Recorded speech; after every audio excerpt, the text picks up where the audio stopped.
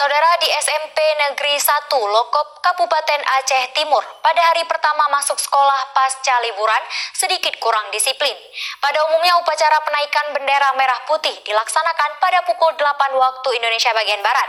Akan tetapi pihak sekolah melakukannya pada pukul 9.20 waktu Indonesia bagian Barat.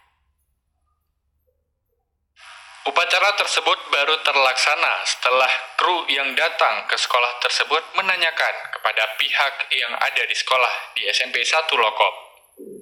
Setelah itu barulah para guru sibuk mengarahkan para murid untuk upacara di SMP 1 Lokop.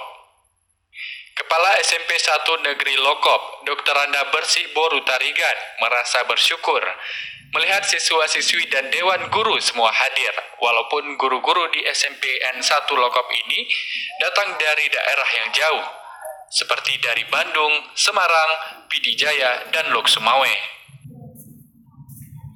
Siswa beserta dewan guru semua sudah hadir, walaupun